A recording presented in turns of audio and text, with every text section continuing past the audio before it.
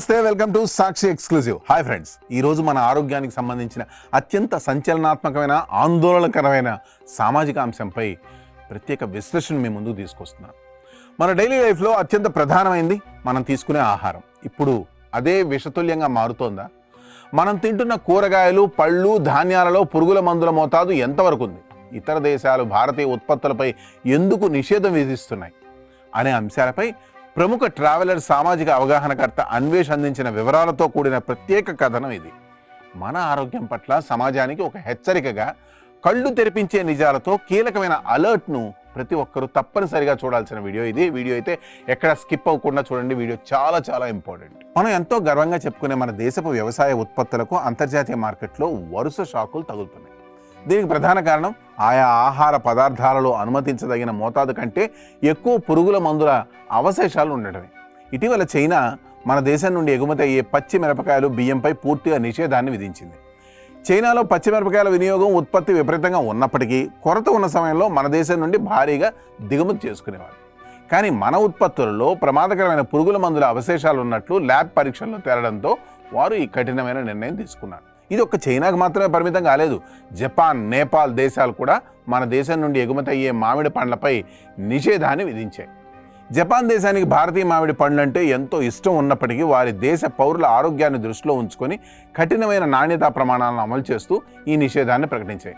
మనం చాలా తక్కువ పరిమాణంలో ఎగుమతులు చేస్తున్నప్పటికీ వాటిలో కూడా కెమికల్స్ విపరీతంగా ఉండటం మన వ్యవస్థలోని లోపాలను ఎత్తి చూపుతోంది.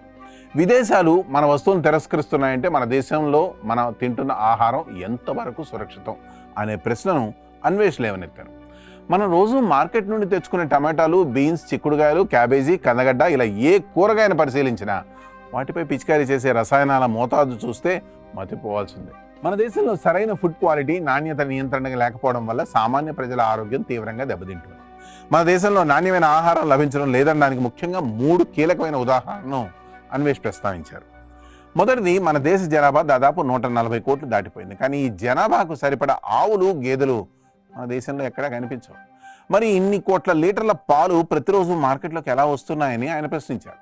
ఇక రెండవది, మనం ఎంతో ఇష్టంగా వెళ్ళే పెద్ద పెద్ద రెస్టారెంట్ల కిచెన్లను ఒక్కసారి గమనిస్తే భయంతో జీవితంలో మళ్ళీ బయట ఆహారం తినలేరని, ఇటీవల హైదరాబాద్లోని ప్రముఖ హోటళ్లపై జరిగిన దాడుల్లో వెలుగు చూసిన నిజాలు ఆ కిచెన్లు పబ్లిక్ వాష్రూమ్ల కంటే అధ్వానంగా ఉన్నాయని నిరూపించాయని ఆయన పేర్కొన్నారు.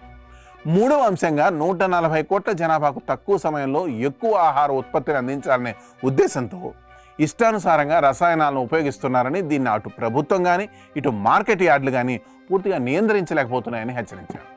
ఈ భయంకరమైన రసాయనాల బారిన పడి క్యాన్సర్ వంటి ప్రాణాంతక వ్యాధుల బారిన పడకుండా మనల్ని మనం కాపాడుకోవడానికి కొన్ని పద్ధతులు ఉన్నాయి.